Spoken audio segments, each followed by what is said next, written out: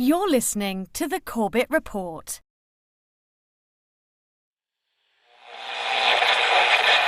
High oil prices helped ExxonMobil boost its profits to nearly $11 billion in the latest quarter. Shell is the latest oil company to report a big rise in profits, thanks to higher oil prices. The ability of speculators to profit is surely dwarfed by the ability of oil-producing nations to profit from a higher price of oil. Maybe the easiest way for these guys to make the money? Manipulate oil back above $50, even $60. Oil. From farm to pharmaceutical, diesel truck to dinner plate, pipeline to plastic product, it is impossible to think of an area of our modern-day lives that is not affected by the petrochemical industry. The story of oil is the story of the modern world. Parts of that story are well known. Rockefeller and Standard Oil, the internal combustion engine and the transformation of global transport, the House of Saud and the oil wars in the Middle East. Other parts are more obscure. The quest for oil in the outbreak of World War I, the petrochemical interests behind modern medicine, the big oil money behind the Green Revolution and the Gene Revolution. But that story, properly told, begins somewhere unexpected. Not in Pennsylvania with the first commercial drilling operation and the first oil boom, but in the rural backwoods of early 19th century New York State. And it doesn't start with crude oil or its derivatives, but a different product altogether. Snake oil. Dr. Bill Livingston, celebrated cancer specialist, was the very image of the traveling snake oil salesman. He was neither a doctor nor a cancer specialist. His real name was not even Livingston. More to the point, the rock oil tonic he pawned was a useless mixture of laxative and petroleum and had no effect whatsoever on the cancer of the poor townsfolk he conned into buying it.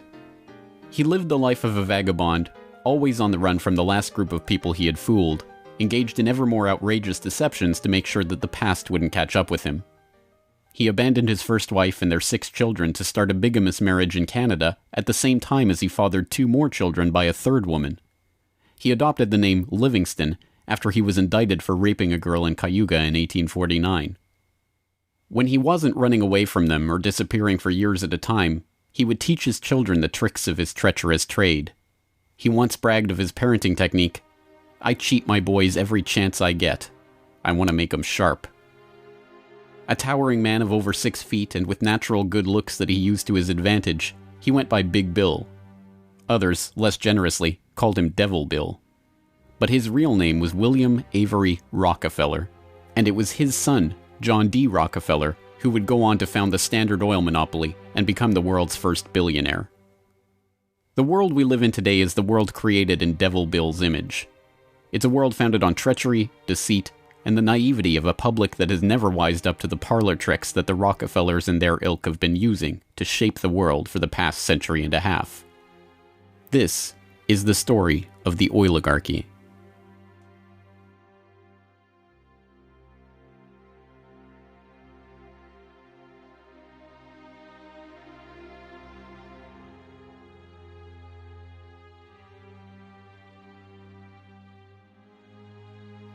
Titusville, 1857. A most unlikely man alights from a railway car into the midst of this sleepy western Pennsylvania town on the shores of Oil Creek. Colonel Edwin Drake. He's from the Pennsylvania Rock Oil Company, and he's here on a mission to collect oil. Like Dr. Bill, Drake isn't really a colonel. The title is bestowed on him by George Bissell and James Townsend, a lawyer and a banker who started the Pennsylvania Rock Oil Company after they discovered they could distill the region's naturally occurring Seneca oil into lamp oil or kerosene. Drake is actually an unemployed railroad conductor who talked himself into a job after staying at the same hotel as Bissell the year before. Calling him a colonel, it is hoped, will help win the respect of the locals. The locals think he's crazy anyway. Seneca oil is indeed plentiful, bubbling out of seeps and collecting in the creek, but other than as a cure-all medicine or grease for the local sawmill's machinery, it's hardly seen as something valuable. In fact, it can be a downright nuisance, contaminating brine wells that supply Pittsburgh's booming salt industry. Still, Drake has a task to complete: finding a way to collect enough oil to make the distillation of Seneca oil into lamp oil profitable. He tries everything he can think of. The Native Americans had historically collected the oil by damming the creek near a seep and skimming the oil off the top. But Drake can only collect 6 to 10 gallons of oil a day this way, even when he opens up extra seeps. He tries digging a shaft, but the groundwater floods in too quickly. By the summer of 1859, he's desperate. Drake is running out of ideas, Bissell and Townsend are running out of patience, and, most importantly, the company is running out of funds. He turns to Uncle Billy Smith, a Pittsburgh blacksmith who had experience drilling brine wells with steam-powered equipment. They get to work drilling down through the shale bedrock to reach the oil. It's maddeningly slow work, with the crude equipment struggling to get through 3 feet of bedrock a day. By August 27th, they've drilled down 69.5 feet. Drake has used the last of his funds, and Bissell and his partners have decided to close up the operation. On August 28th, they strike oil.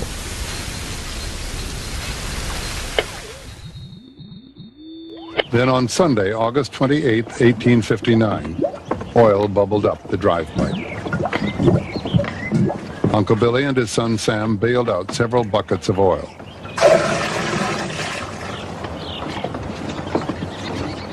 On Monday, the very day that Colonel Drake received his final payment and an order to close down the operation, they hitched the walking beam to a water pump, and the oil began to flow. The first oil was to sell for $40 a barrel. Years later, a local newspaper interviewed Uncle Billy about the day they struck oil. I commenced drilling, and at 4 o'clock I struck the oil.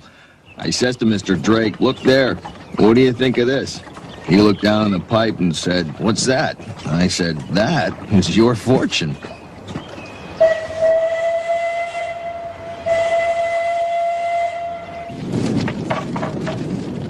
Drake's well proved that by drilling for it, oil could be found in abundance and produced cheaply. Overnight, a whole new industry was born.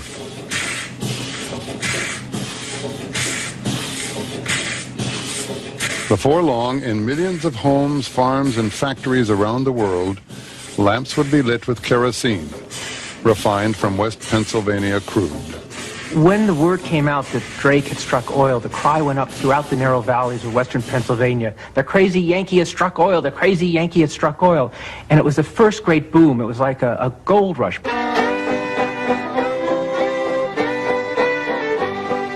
Down in Pennsylvania, there is plenty oil, they say. Petroleum, petroleum, we must all have some. Overnight, the quiet farming backwoods of rural Pennsylvania was transformed into a bustling oil region, with prospectors leasing up flats, towns springing up from nowhere, and a forest of percussion rigs covering the land. The first oil boom had arrived.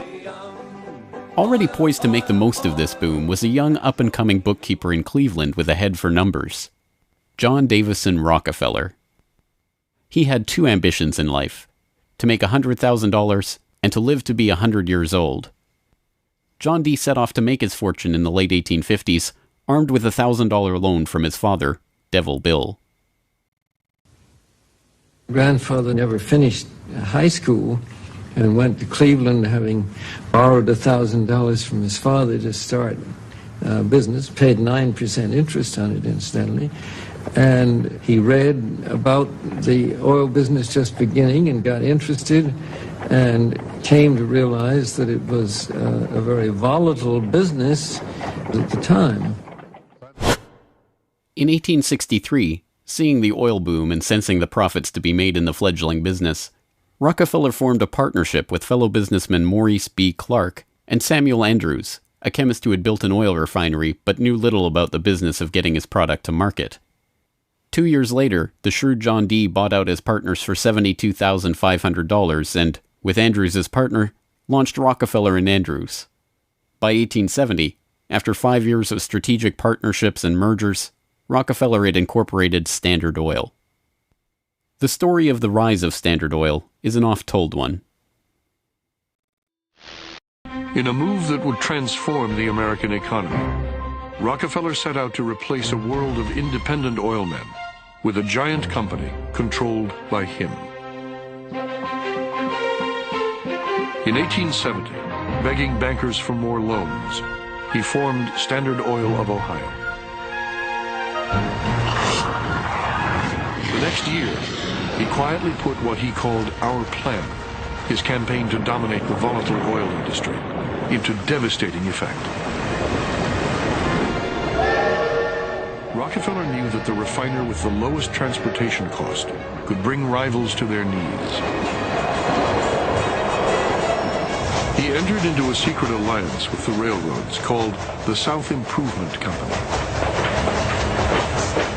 In exchange for large, regular shipments, Rockefeller and his allies secured transport rates far lower than those of their bewildered competitors.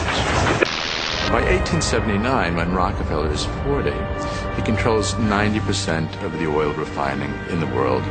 Within a few years, he will control 90% of the marketing of oil and a third of all of the oil wells. So this very young man controls what is not only a national but an international monopoly in a commodity that is about to become the most important strategic commodity in the world economy.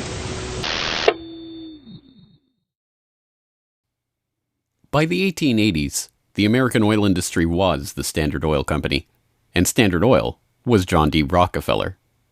But it wasn't long until a handful of similarly ambitious and well-connected families began to emulate the Standard Oil success story in other parts of the globe. One such competitor emerged from the Caucasus in the 1870s, where Imperial Russia had opened up the vast Caspian Sea oil deposits to private development. Two families quickly combined forces to take advantage of the opportunity. The Nobels, led by Ludwig Nobel and including his dynamite-inventing, prize-creating brother Alfred, and the French branch of the infamous Rothschild banking dynasty, led by Alphonse Rothschild.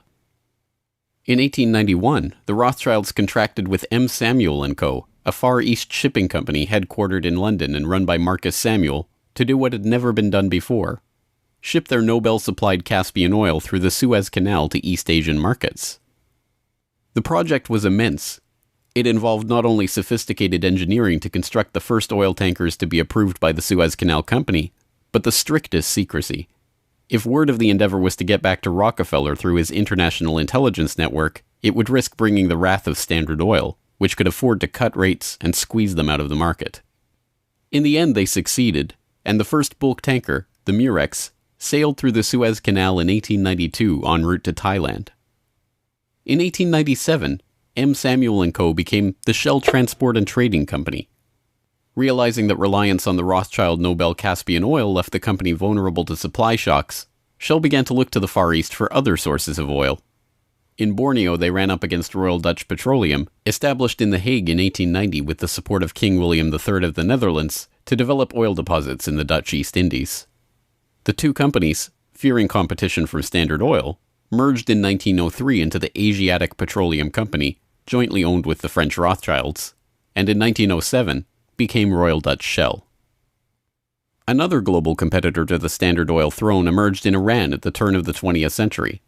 In 1901, millionaire socialite William Knox D'Arcy negotiated an incredible concession with the King of Persia: exclusive rights to prospect for oil throughout most of the country for 60 years. After 7 years of fruitless search, D'Arcy and his Glasgow-based partner, Burma Oil, were ready to abandon the country altogether. In early May of 1908, they sent a telegram to their geologist telling him to dismiss his staff, dismantle his equipment, and come back home. He defied the order, and weeks later, struck oil. Burma Oil promptly spun off the Anglo-Persian Oil Company to oversee production of Persian oil. The British government took 51% majority control of the company's shares in 1914 at the behest of Winston Churchill, then First Lord of the Admiralty, and survives today as BP. The Rothschilds and Nobels, the Dutch royal family, the Rockefellers. These early titans of the oil industry and their corporate shells pioneered a new model for amassing and expanding fortunes hitherto unheard of. They were the scions of a new oligarchy, one built around oil and its control, from wellhead to pump. But it was not just about money. The monopolization of this, the key energy resource of the 20th century, helped secure the oligarchs not just wealth, but power over the lives of billions. Billions who came to depend on black gold for the provision of just about every aspect of their daily lives. In the late 19th century, however, it was by no means certain that oil would become the key resource of the 20th century. As cheap illumination from the newly commercialized light bulb began to destroy the market for lamp oil, the oligarchs were on the verge of losing the value from their monopoly. But a series of lucky strikes was about to catapult their fortunes even further. The very next year after the commercial introduction of the light bulb, another invention came along to save the oil industry. German engineer Carl Benz patented a reliable two-stroke internal combustion engine. The engine ran on gasoline, another petroleum byproduct, and became the basis for the Benz Motorwagen that, in 1888, became the first commercially available automobile in history. And with that stroke of luck, the business that Rockefeller and the other oligarchs had spent decades consolidating was saved. But more luck was needed to ensure the market for this new engine. In the early days of the automobile era, it was by no means certain that gas-powered cars would come to dominate the market. Working models of electric vehicles had been around since the 1830s, and the first electric car was built in 1884. By 1897, there was a fleet of all-electric taxis shuttling passengers around London. The world land speed record was set by an electric car in 1898. By the dawn of the 20th century, electric cars accounted for 28% of the automobiles in the United States. The electrics had advantages over the internal combustion engine. They required no gear shifting or hand cranking, and had none of the vibration, smell, or noise associated with gasoline-powered cars.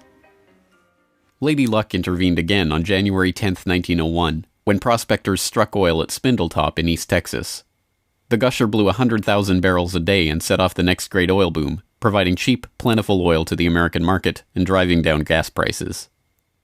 It wasn't long before the expensive, low-range electric engines were abandoned altogether, and big, loud, gas-guzzling engines came to dominate the road, all fueled by the black gold that Standard Oil, Shell, Gulf, Texaco, Anglo-Persian, and the other oil majors of the time were drilling, refining, and selling. Perhaps John D's greatest stroke of luck, however, was not supposed to be luck at all. Rockefeller had come under increasing scrutiny by a public outraged by the unprecedented wealth he had amassed through Standard Oil. Muckraking reporters like Ida Tarbell began digging up the dirt on his rise to power through railroad conspiracies, secret deals with competitors, and other shady practices. The press pictured him as a colossus with bribed politicians literally in the palm of his hand. Standard Oil was a menacing octopus with its tentacles strangling the lifeblood of the nation. Hearings began, investigations were launched, lawsuits were brought against him, and then, finally, in 1911, the Supreme Court made a monumental decision.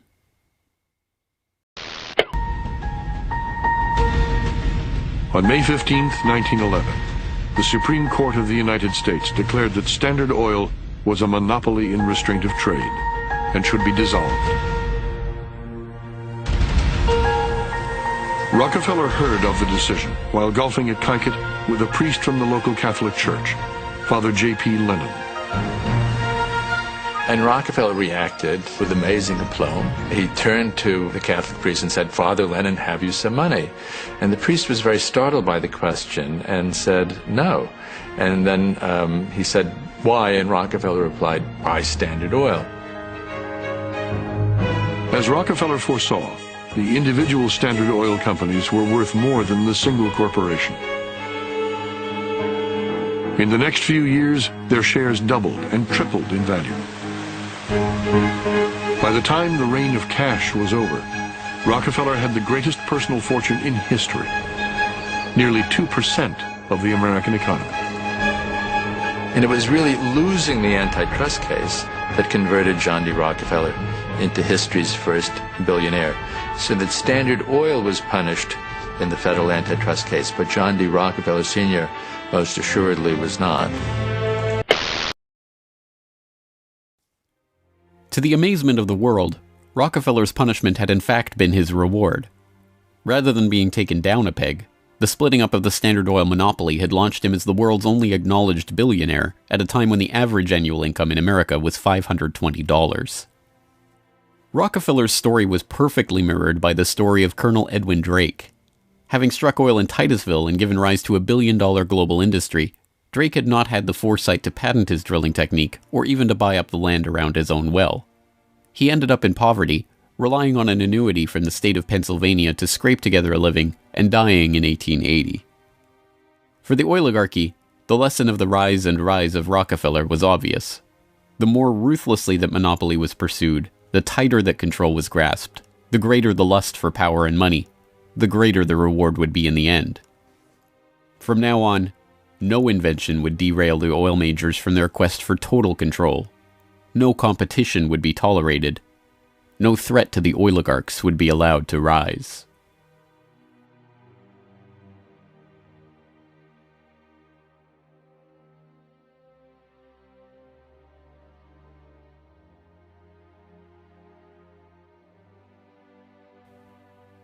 When asked how he could justify the treachery and deceit with which he had pursued the creation of the Standard Oil monopoly, John D. Rockefeller is reputed to have said, "Competition is a sin." This is the mentality of the monopolist, and it is this justification, framed as religious conviction, that drove the oligarchs to so ruthlessly eliminate anyone who would dare rise up as a pretender to their throne. Ironically, it was the competition between the oligarchs in the early 20th century that helped give rise to an early external threat to their empire: alcohol fuel. As historian Lyle Cummins has noted of the period, the oil trust battles between Rockefeller, the Rothschilds, the Nobels, and Marcus Samuel's Shell kept prices in a state of flux, and engines often had to be adaptable to the fuel that was available. In many areas where oil wasn't available, the alternative was alcohol. Ethyl alcohol had been used as fuel for lamps and engines since the early 19th century. Although it was generally more expensive, alcohol fuel offered a stability of supply that was alluring, especially in areas like London or Paris that did not have predictable access to oil supplies. Alcohol has a lower heat value, or BTU, than gasoline, but a series of tests by the U.S. Geological Survey and the U.S. Navy in 1907 and 1908 proved that the higher compression ratio of alcohol engines could perfectly offset the lower heat value, thus making alcohol and gasoline engines fuel economy equivalent. One early supporter of alcohol fuel was Henry Ford, who designed his Model T to run on either alcohol or gasoline. Sensing an opportunity for new markets to boost the independent American farms that he felt were vital to the nation, Henry Ford told the New York Times, "The fuel of the future is going to come from fruit like that sumac out by the road, or from apples, weeds, sawdust, almost anything. There is fuel in every bit of vegetable matter that can be fermented." Farmers, looking to capitalize on this, lobbied for the repeal of a $2.08 per gallon alcohol tax that had been imposed to help pay for the Civil War. They were aided by those who saw fuel alcohol as a way to break the oligarchs' monopoly. In support of a bill to repeal the alcohol tax, President Teddy Roosevelt told the U.S. Congress in 1906, "The Standard Oil Company has, largely by unfair or unlawful methods, crushed out home competition. It is highly desirable that an element of competition should be introduced by the passage of some such law as that which has already passed the House, putting alcohol used in the arts and manufactures upon the free list." The alcohol tax was repealed in 1906, and for a time corn ethanol at 14 cents a gallon was cheaper than gasoline at 22 cents a gallon. The promise of cheap, unpatentable, unmonopolizable fuel production open to anyone with raw vegetable matter and a still, swept the nation. But cheap, plentiful fuel that can be grown and produced locally and independently is not what the oligarchs had in mind. A 1909 USGS report comparing gas and alcohol engines had noted that a significant point in alcohol fuel's favor was that there were fewer restrictions on alcohol engines. For the oligarchs, the answer was simple: find a way to place greater restrictions on alcohol engines. Thankfully for them, the answer to their problem was already gaining popular support. In the 19th century, America had a drinking problem.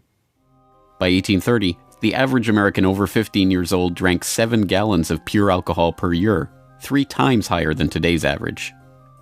This led to the first anti-alcohol movements in the 1830s and 1840s, and the formation of the Prohibition Party in 1869, and the Women's Christian Temperance Union in the 1870s.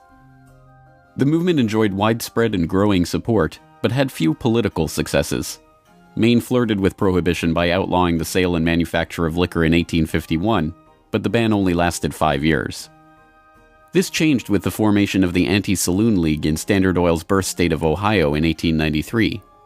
The ASL was started by John D. Rockefeller's longtime personal friend Howard Hyde Russell, and was bankrolled in part by generous annual donations from Rockefeller himself.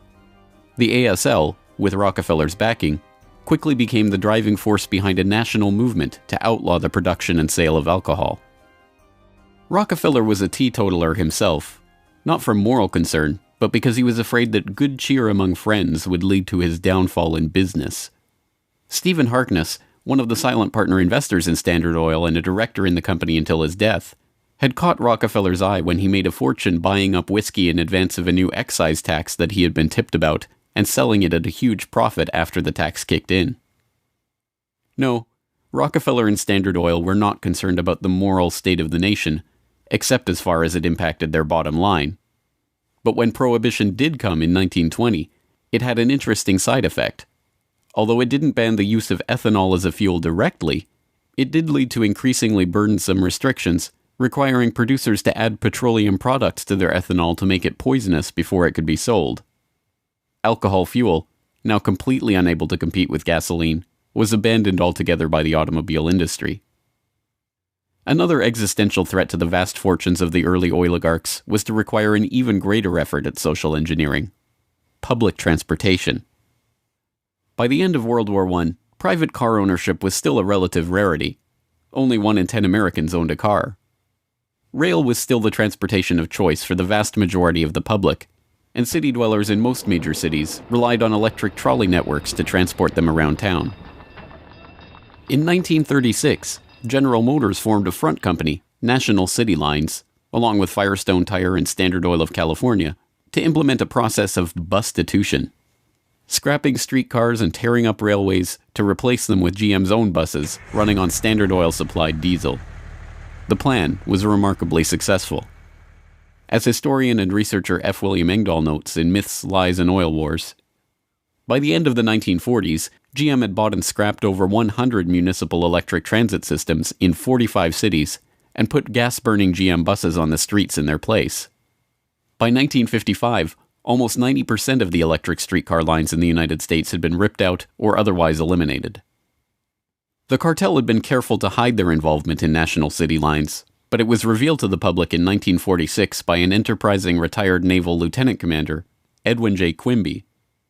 He wrote a manifesto exposing what he called a careful, deliberately planned campaign to swindle you out of your most important and valuable public utilities, your electric railway system. He uncovered the oligarchs' stock ownership of National City Lines and its subsidiaries, and detailed how they had step-by-step bought up and destroyed the public transportation lines in Baltimore, Los Angeles, St. Louis, and other major urban centers.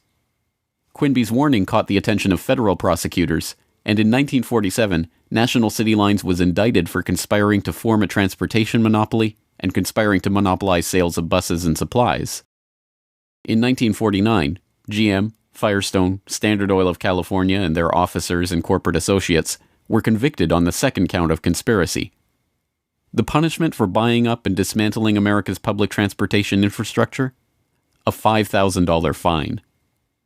H.C. Grossman, who had been the director of Pacific City Lines when it oversaw the scrapping of Los Angeles' $100 million Pacific Electric system, was fined exactly $1.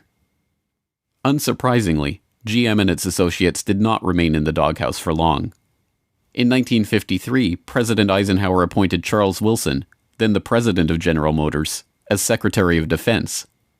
Wilson, with Francis DuPont of the Rockefeller-connected DuPont family as chief administrator of federal highways, oversaw one of the largest public works projects in American history, the creation of the interstate highway system.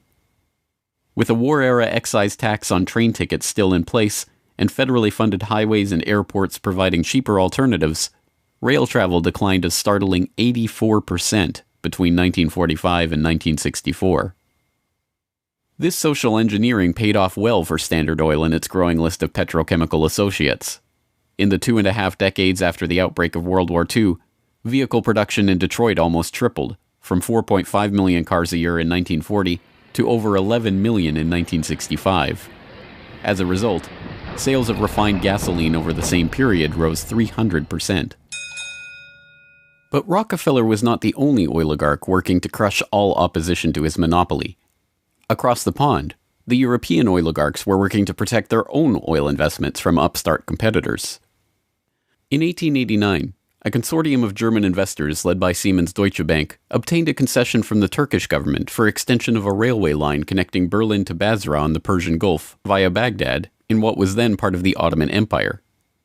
The Berlin-Baghdad railway concession was for 99 years and came with mineral rights for 20 kilometers on either side of the line, an especially lucrative deal since the rail cut right through the heart of the still untapped Mesopotamian oil region south of Mosul along the Tigris River. For the powers behind the British Empire, concerned with the military rise of Germany, this deal was unacceptable. Well, Germany, in the end of the 19th century, was looking for outlets for its exports, its industrial exports, as the German economy was growing like China is growing in the last 30 years. And they decided that Turkey would be an ideal strategic trade partner for Germany. And Georg von Siemens, one of the directors of Deutsche Bank, came up with a strategy to extend a railway from Berlin all the way down to Baghdad, which was then part of the Ottoman Empire, Baghdad in Iraq today, near the Persian Gulf. And German military began training the Turkish military. The German industry began investing in Turkey. They saw a huge potential market to begin bringing Turkey into the 20th century economically. Well, Deutsche Bank also negotiated mineral rights. I think it was 20 kilometers on either side of the railway. And it was already known in 1914 that Mosul and these other areas contained huge petroleum deposits. Well, why is that significant? At the end of the century, 19th century, Jack Fisher, the Lord of the Admiralty and the head of the Royal Navy, advocated the conversion of the British Navy from coal-fired to oil-fired, that it would have a qualitative strategic improvement in their every aspect of warship design. And since Britain didn't know that they had any oil back then, they went to Persia and swindled the Shah at that time out of oil rights in Persia. They went to Kuwait and backed a coup d'etat of the Al-Sabah family to be a British pawn. And they literally wrote a contract with him that nothing that Kuwait does with the outside world will be done without approval of the British governor. And Kuwait was known to have oil and lying right on the Persian Gulf. Well, the British looked at this railway plan of the Germans going right down to Baghdad and said, my God, you can put soldiers on rail cars and bring them down and threaten the oil lifeline of the British Navy. This is a strategic move by the Germans. It also would make Germany independent of the British control of the seas. The British oligarchs, including the British Crown with its hidden controlling stake in Anglo-Persian oil and the Rothschilds merchant Marcus Samuel at Royal Dutch Shell, sought to counter this German threat to their commercial and strategic interests. They used Armenian-born, naturalized British citizen Calouste Gulbenkian, the architect of the Royal Dutch Shell merger, in order, as he later recalled, to see British influence get the upper hand in Turkey against the Germans. If that was his task, it was a remarkable success. In 1909, the British set up the Turkish National Bank, which was Turkish in name only. Founded by London banker Sir Edward Castle and with directors like Hugo Baring of the Barings banking family, Castle himself, and Gulbenkian, the bank set up the Turkish Petroleum Company in 1912.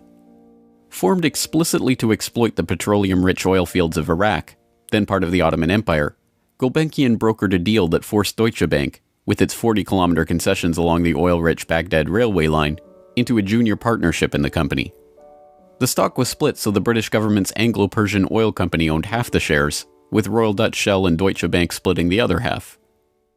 Their plan to take over Germany's Turkish oil interests had been successful, but in an amazing irony, it didn't even matter. Gulbenkian finished negotiations for the Iraqi oil concession on June 28, 1914, the same day Archduke Ferdinand was shot in Sarajevo. an alliance the British had been brokering for years to constrain the rising German threat, an alliance involving France and Russia, kicked into motion, and the world was engulfed in war. By the end of World War I, the British and their allies had taken over Iraq and its oil deposits anyway. Germany had been completely cut out, and Gulbenkian, their scheming servant, received 5% of all oil field proceeds in the newly minted country.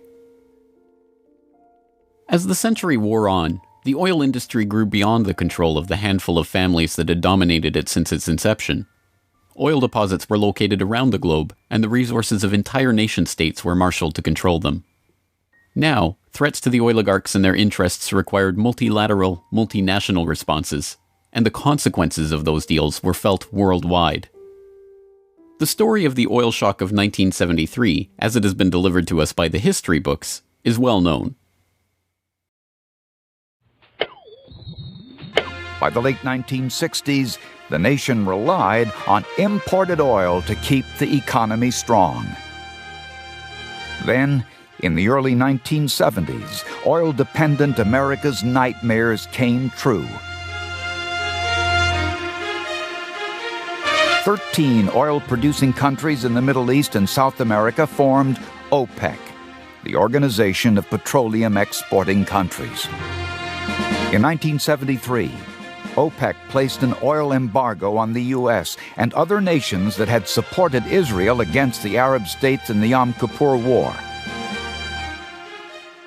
The American economy went into a tailspin as gas shortages gripped the nation. Few, however, know that the crisis and its ensuing response was in fact prepared months ahead of time at a secret meeting in Sweden in 1973. The meeting was the annual gathering of the Bilderberg Group, a secretive cabal formed by Prince Bernhard of the Netherlands in 1954. The Dutch royal family not only gave its royal imprint to Royal Dutch Petroleum, they are still rumored to be, along with the Rothschilds, one of the largest shareholders in Royal Dutch Shell, from the days when Queen Wilhelmina's Anglo-Dutch petroleum holdings and other investments made her the world's first female billionaire, right through to today. Bernhard's guest list at the Bilderberg Group reflected his position in the oligarchy. Alongside him at the Swedish conference were David Rockefeller of the Standard Oil dynasty and his protege Henry Kissinger, Baron Edmund de Rothschild, E.G. Collado, the vice president of Exxon, Sir Dennis Greenhill, director of British Petroleum, and Gerrit A. Wagner, president of Bernhard's own Royal Dutch Shell. At the meeting in Sweden, held 5 months before the oil crisis began, the oligarchs and their political and business allies were planning their response to a monetary crisis that threatened the world dominance of the US dollar. Under the Bretton Woods system, negotiated in the final days of World War II, the US dollar would be the backbone of the world monetary system, convertible to gold at $35 per ounce, with all other currencies pegged to it. Increasing US expenditures in Vietnam and decreasing exports caused Germany, France, and other nations to start demanding gold for their dollars. With the Federal Reserve's official gold holdings plunging and unable to stem the tide of demand, Nixon abandoned Bretton Woods in August 1971, threatening the dollar's position as the world reserve currency. Accordingly, I have directed the Secretary of the Treasury to take the action necessary to defend the dollar against the speculators. I have directed Secretary Connally to suspend temporarily the convertibility of the dollar into gold or other reserve assets, except in amounts and conditions determined to be in the interest of monetary stability and in the best interest of the United States. As leaked documents from the 1973 Bilderberg meeting show, the oligarchs decided to use their control over the flow of oil to save the American hegemon. Acknowledging that OPEC could completely disorganize and undermine the world monetary system, the Bilderberg attendees prepared for an energy crisis or an increase in energy costs, which, they predicted, could mean an oil price between $10 and $12, a staggering 400% increase from the current price of $3.01 per barrel. 5 months later, Bilderberg attendee and Rockefeller protege Henry Kissinger, acting as Nixon's Secretary of State, engineered the Yom Kippur War and provoked OPEC's response, an oil embargo of the US and other nations that had supported Israel. On October 16, 1973, OPEC raised oil prices by 70%. At their December meeting, the Shah of Iran demanded and received a further raise to $11.65 a barrel, or 400% of oil's pre-crisis price. When asked by Saudi King Faisal's personal emissary why he had demanded such a bold price increase, he replied, "Tell your king, if he wants the answer to this question, he should go to Washington and ask Henry Kissinger."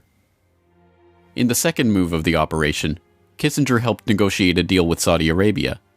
In exchange for U.S. arms and military protection, the Saudis would price all their future oil sales in dollars and recycle those dollars through treasury purchases via Wall Street banks. The deal was a bonanza for the oligarchs. Not only did they get to pass the price increases on to the consumers, but they benefited from the huge flows of money into their own banks. The Shah of Iran parked the National Iranian Oil Company's revenues in Rockefeller's own Chase Bank, revenues that reached $14 billion per year in the wake of the oil crisis. With the creation of this new system, the petrodollar, the oligarchs had reached unprecedented levels of control over the economy. Not only that, they had backed the world monetary system with their commodity, oil, and brought potential competition from upstart producer nations under their control all in one step. But for the insatiable appetites of these monopolist titans, mere control over the world's monetary system was not enough.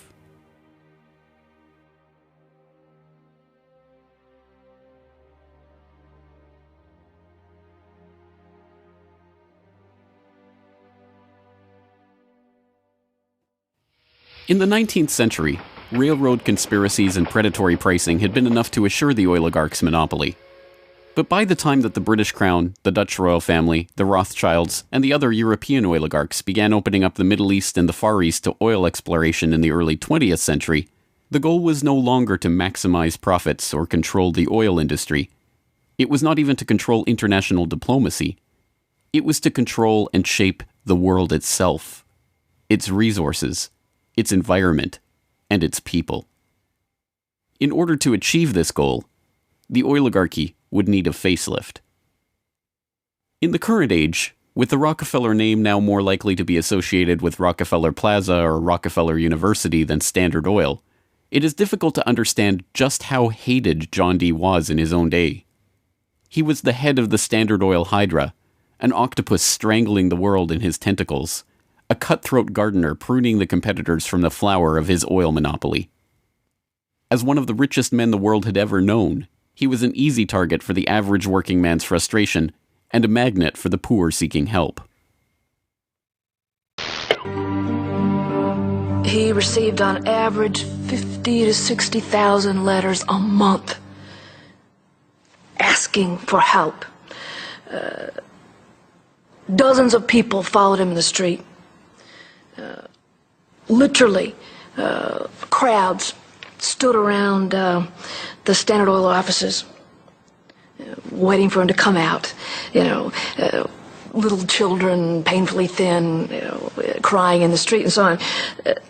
Rockefeller felt overwhelmed. Besieged by the downtrodden, despised by the working man, hounded by Ida Tarbell and the muckraking press, John D. had the mother of all PR problems. The answer was simple: invent the PR industry. He hired Ivy Ledbetter Lee, a journalist turned communications expert who invented the modern public relations industry, to burnish the Rockefellers' tarnished image. It was Lee that suggested giving the family name to Rockefeller Center and filming John D. handing out dimes in public.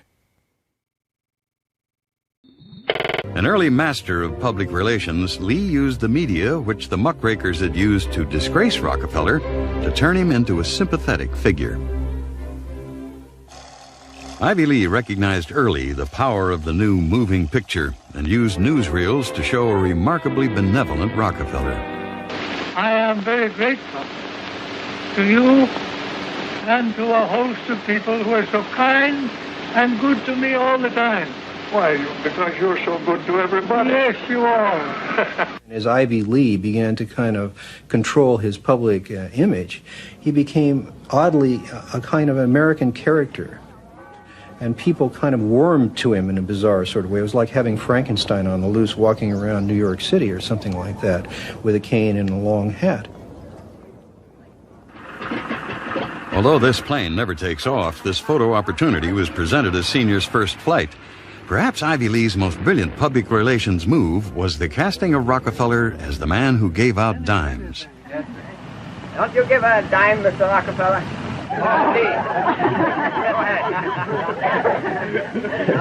You read a dime? Thank you, sir. Thank you very much. I consider And myself... thank you for the ride. I consider myself more than amply paid. Bless you, bless you, Yes. bless you.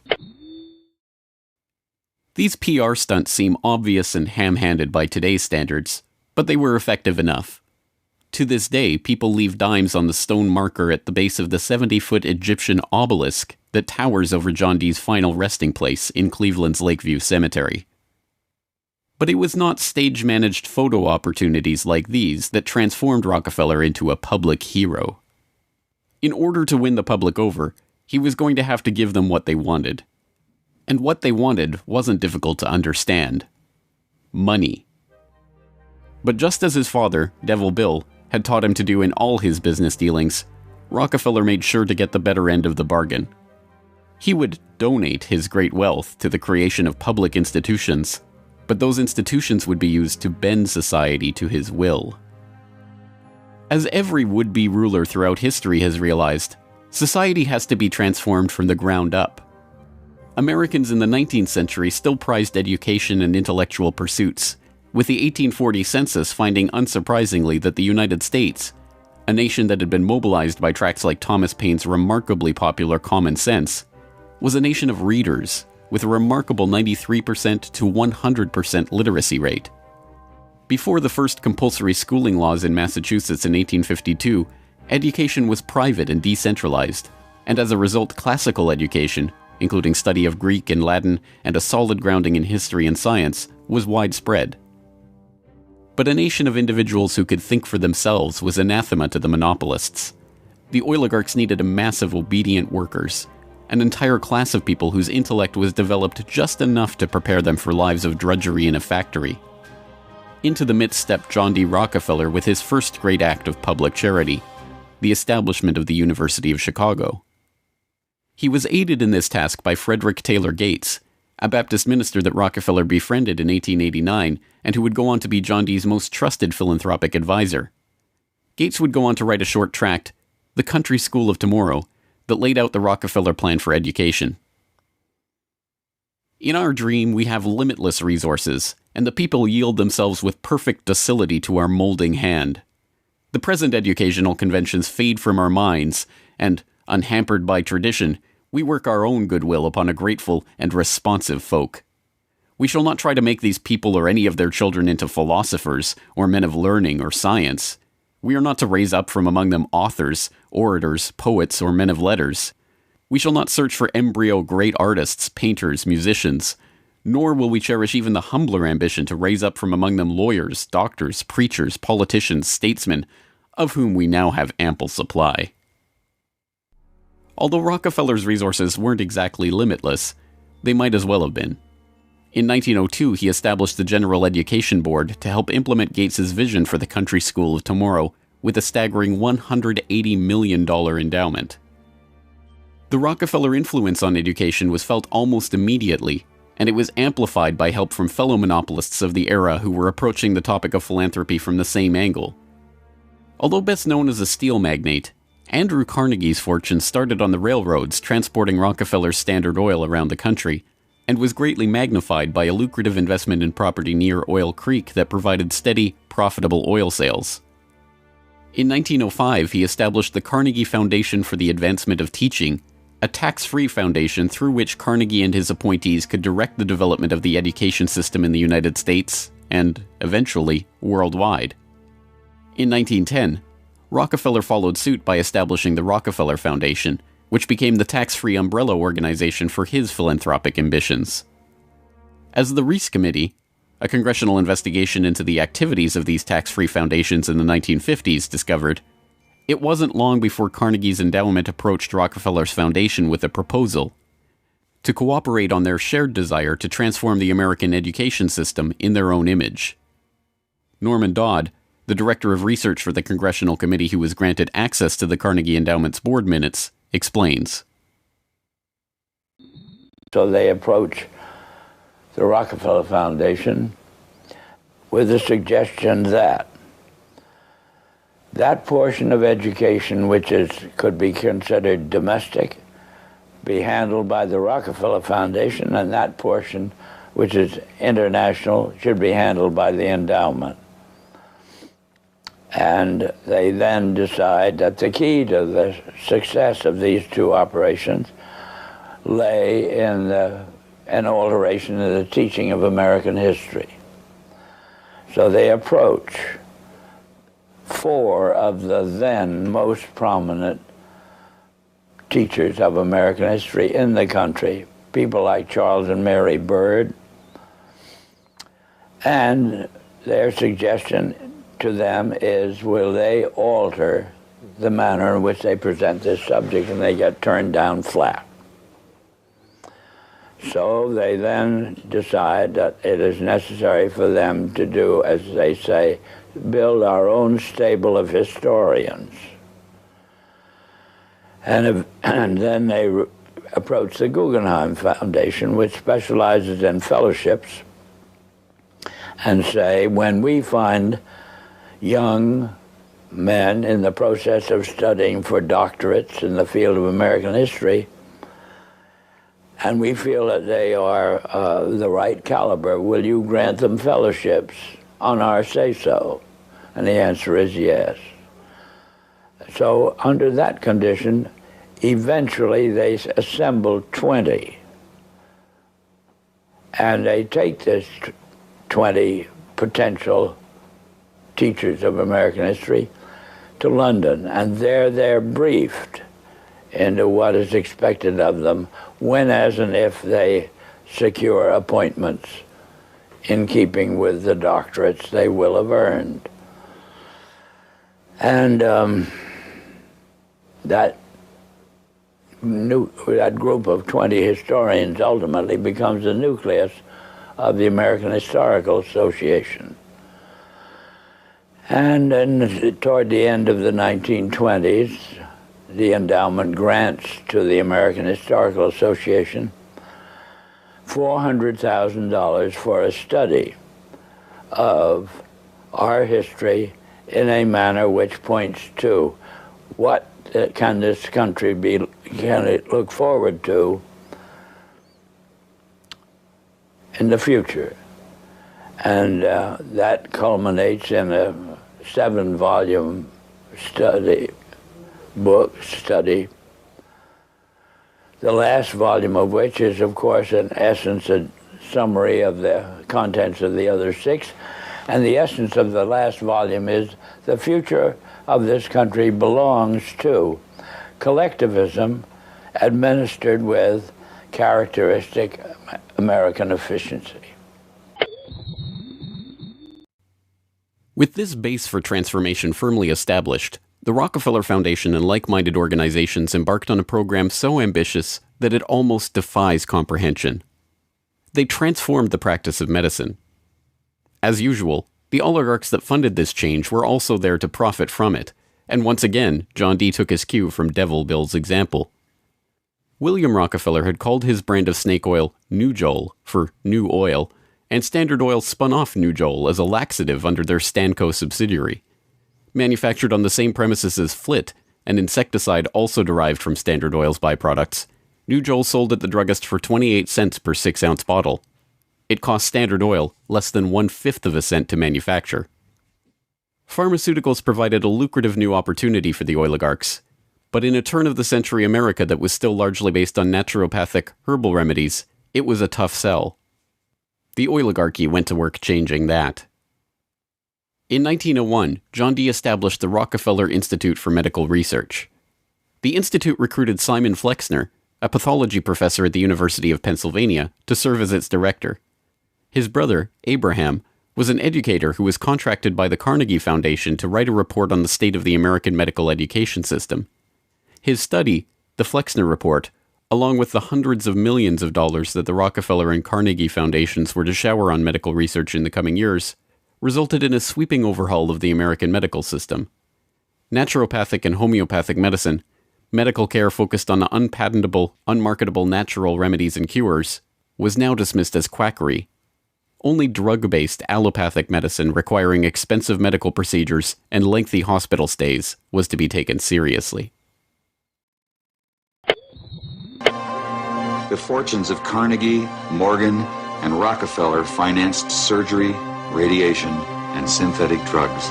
They were to become the economic foundations of the new medical economy. The takeover of the medical industry was accomplished by the takeover of the medical schools. Well, the people that we're talking about, Rockefeller and Carnegie in particular, came to the picture and said, we will put up money.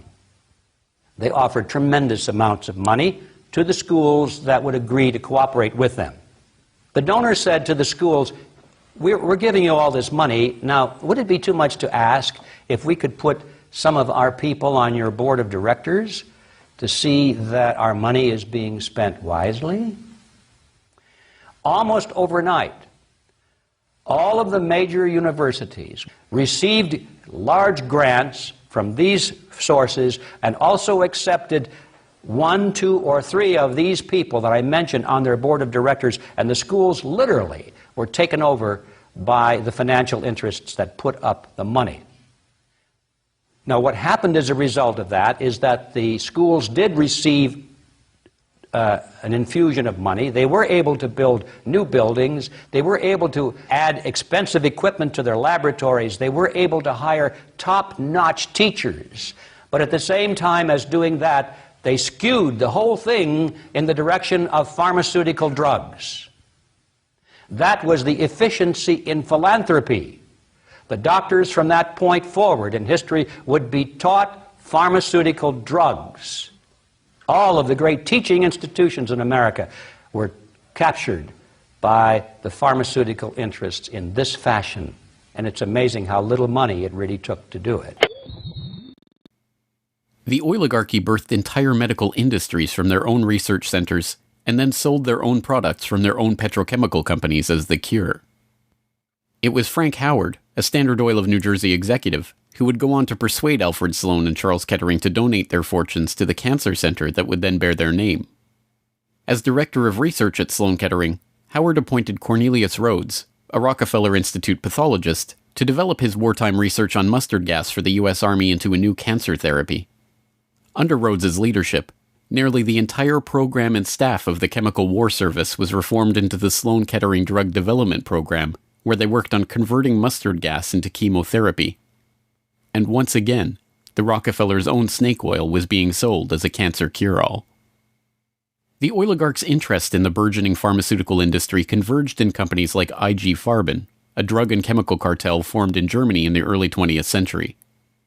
Royal Dutch's own Prince Bernhard served on an IG Farben subsidiary's board in the 1930s, and the cartel's American operation, set up in cooperation with Standard Oil, included on its board Standard Oil president Walter Teagle, as well as Paul Warburg of Kuhn-Loeb and Company, itself headed by Jacob Schiff of the Rothschild broker family. At its height, IG Farben was the largest chemical company in the world, and the 4th largest industrial concern in the world, right behind Standard Oil of New Jersey. The company was broken up after World War II, but like Standard Oil, its various pieces remained intact, and today BASF, one of its chemical offshoots, remains the largest chemical company in the world, while Bayer and Sanofi, 2 of its pharmaceutical offshoots, are among the largest pharmaceutical companies in the world. Not content merely to monopolize the fields of education and medicine, the same oligarchical interests banded together to take control of America's finances. In 1910, John D. Rockefeller Jr.'s own father-in-law, Senator Nelson Aldrich, Frank Vanderlip of the National City Bank, and Paul Warburg, as well as various agents of J.P. Morgan, met in complete secrecy on Jekyll Island to hammer out the details of what would go on to become the Federal Reserve, America's central bank. The Fed, established in 1913, would be run by hand-picked appointees of the oligarchy and their banking associates, including, perhaps inevitably, Standard Oil president and American IG director Walter Teagle. The Rockefeller family would go on to formally enter the banking field in the 1950s when James Stillman Rockefeller, the grandson of John D's brother, was appointed director of National City Bank. Meanwhile, John D's own grandson, David Rockefeller, would go on to take over Chase Manhattan Bank, the longtime banking partner of the Standard Oil empire. In this move, the Rockefeller story perfectly mirrored that of their fellow oligarchs, the Rothschilds. Whereas the Rothschilds had supplemented their banking fortune with their oil interests, the Rockefellers supplemented their oil fortune with banking interests. Springboarding from success to success as they consolidated monopolies across every field of human activity, the oligarchs' ambitions became even larger. This time, their goal was to consolidate control over the very food supply of the world itself. And once again, they would use philanthropy as the cover for their business takeover. The Green Revolution began in 1943 when plant geneticist Norman Borlaug and a team of researchers arrived on Mexican soil. His goal was to improve agricultural techniques and biotechnological methodologies, which in turn would help alleviate starvation and improve the living quality of developing nations. Creating new genetically modified strains of wheat, rice, maize, and other crops, Borlaug planned to win the battle against world hunger. The hope was that these new crops and farming techniques would rescue third world countries from the brink of starvation. That's exactly what happened. The agricultural innovations brought to the poverty-stricken countries gave the farmers the skills and resources necessary to sustain themselves. This triggered a chain of events that would allow these once struggling nations to survive. Agricultural exports soared in quantity and diversity and allowed the countries to become self-sufficient. As the genetically modified crops thrived, farmers were able to use their increased income to purchase newer and superior farming machinery. This increase in revenue made farming easier, more reliable, and more efficient. The Green Revolution led to the modernization of agriculture and has had a profound social, economic, and political impact on the world. The Mexican government turned to the Rockefeller Foundation in their endeavor to nourish Mexico through agriculture. Norman Borlaug, needless to say, was a researcher for the Rockefeller Foundation, and the Green Revolution, for whatever increase in yields it brought about, also created markets for the oligarchs' own interest in the petrochemical fertilizer industry and gave rise to the ABCD seed cartel of Archer Daniels Midland, Bunge, Cargill, and Louis Dreyfus. These companies, along with their associated interests in the food packaging and processing industry, formed the core of American agribusiness, a concept developed at Harvard Business School in the 1950s with the help of research conducted by Vasily Leontief for the Rockefeller Foundation. The American agribusiness giants shared a common goal: the transformation of third world agriculture into a captive market for their goods. From this perspective, the project was a runaway success. By the 1970s, the Rockefeller Standard Oil network and its cronies in the nitrogen fertilizer industry, including DuPont, Dow Chemical, and Hercules Powder, had broken into markets around the world, markets conveniently forced open for them by the U.S. government itself under President Johnson's Food for Peace program, which mandated the use of petrochemical-dependent agricultural technologies by aid recipients. Unable to afford these new technologies themselves, the impoverished Third World beneficiaries of this revolution relied on loans from the International Monetary Fund and the World Bank, handled by Rockefeller's own Chase Manhattan Bank and guaranteed by the U.S. government. The real costs of the Green Revolution, economic, agricultural, and environmental, are seldom tallied. Access to these debt-financed petrochemical-dependent technologies exacerbated the difference between the rich landowning class and the landless peasants in countries like India, where land reform and abolition of usury were dropped from the political agenda after the Green Revolution took over. Even then, the revolution's main success, its increase in agricultural yields, has been oversold. Yield growth across India actually slowed after the introduction of agribusiness. The environmental destruction is even more devastating. An overview in the December 2000 edition of Current Science notes, the Green Revolution has not only increased productivity, but it has also produced several negative ecological consequences, such as depletion of lands, decline in soil fertility, soil salinization, soil erosion, deterioration of environment, health hazards, poor sustainability of agricultural lands, and degradation of biodiversity. Indiscriminate use of pesticides, irrigation, and imbalanced fertilization has threatened sustainability. The Rockefeller Foundation even acknowledges the critiques of the Green Revolution it funded into existence, insisting that current initiatives take into account lessons learned. Even so, The foundation continues to fund research and write reports on how to improve prospects for agribusiness investment in its target markets. As egregious as the Green Revolution was and continues to be, however, in many ways it was just the prelude to an even more ambitious project, the Gene Revolution. Now the project is not merely to monopolize the technologies, supplies, and chemical inputs for agriculture worldwide, but to monopolize the food supply itself through the replacement of the world's natural seeds with patentable, genetically modified crops. The players involved in this Gene Revolution are almost identical to the players in the Green Revolution, with IG Farben offshoots, Bayer Crop Science and BASF Plant Science, mingling with traditional oligarch associate companies like Dow AgroScience, DuPont Biotechnology, and, of course, Monsanto, all funded by the Rockefeller Foundation and fellow philanthropists at the Ford Foundation, the Bill and Melinda Gates Foundation, and like-minded organizations.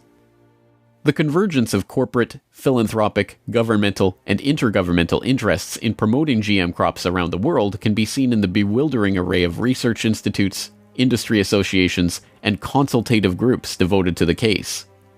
The Rockefeller-funded International Rice Research Institute, the Rockefeller-Monsanto USAID Brainchild International Service for the Acquisition of Agribiotech Applications, the Rockefeller-Ford World Bank-created Consultative Group of International Agricultural Research, and dozens of other bland, benign-sounding organizations research and promote GM crops in target markets around the globe, with the profits ending up in the oligarchs' coffers. A representative example of this story is the agribusiness neocolonization of Argentina, where Monsanto ran an elaborate bait-and-switch to get the country hooked on its genetically modified Roundup-ready soybeans before demanding royalties on the crops that were by then already growing. DuPont then took over, magnanimously beginning a Protein for Life program to foist their own GM soybeans on the country's poor. The same scene has played itself out in country after country, where cartel-developed GM crops are foisted on emerging economies through food aid, usually during times of famine when those countries are especially vulnerable. Only a handful of countries like Zambia or Angola have outright rejected this GMO takeover of their food supply, generously subsidized by the US government to the benefit of the agribusiness cartel.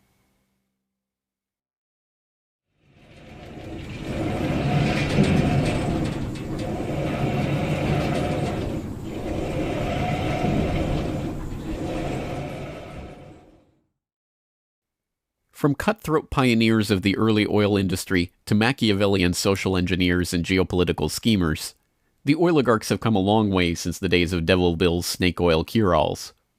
But his use of every form of deception and trickery to swindle the public informed how John D. and the rest of the oligarchs built up their business interests. As the 20th century drew to a close, it was obvious that for the powerful cartel that built the oil industry, the Rockefellers, the Rothschilds, the British and Dutch royal families, it was no longer about oil, if it ever really was. The takeover of education, of medicine, of the monetary system, of the food supply itself, showed that the aim was much greater than a mere oil monopoly. It was the quest to monopolize all aspects of life, to erect the perfect system of control over every aspect of society, every sector from which any threat of competition to their power could emerge. They had been remarkably, almost unbelievably successful. From oil well to gas pump, farm to fork, hospital to pharmaceutical, drill rig to dollar bill, there was almost no aspect of society that was not under their control. But the oligarchs are not done yet. Their next project, launched in the late 20th century, is almost too ambitious to be comprehended. It is not about oil. It is not about money. It is about the monopolization of life itself. They have spent decades preparing the path for this takeover and marshaled their mind-boggling resources in service of the task. And the vast majority of the world's population, still playing the shell game that the oligarchs perfected and abandoned long ago, are about to fall right into their hands yet again. Ladies and gentlemen, the battle against climate change is surely the most defining and pivotal challenge of our times. Even in a world full of daunting perils and crises, it is hard to imagine anything that poses a greater challenge and opportunity for humanity. The negative impact of population growth on all of our planetary ecosystems is becoming appallingly evident. The science is unequivocally true, and that there is a price to carbon in their future. What do you see as the biggest challenges in conservation? The growing human population. Because if where we are, there's nothing else. We have to start spending money, fast on the solutions that we have in hand to try and help these countries which are already seeing the effects of climate change today and seeing the effects of our consumption, basically. David Rothschild, thank you so much for joining us here on Bloomberg. Down in Pennsylvania, there is plenty oil, they say. Petroleum, petroleum, we must all have some. The oily fever, don't you see, infects most every live Yankee. From north, from east and west they come for petroleum oil. Oil, oil, oil, oh petroleum. Oil, oil, oil, petroleum.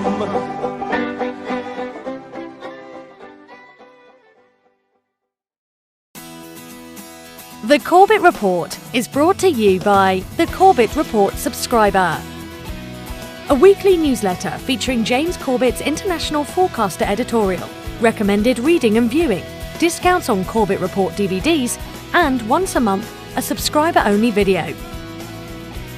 Sign up today to start receiving your copy at corbettreport.com/support.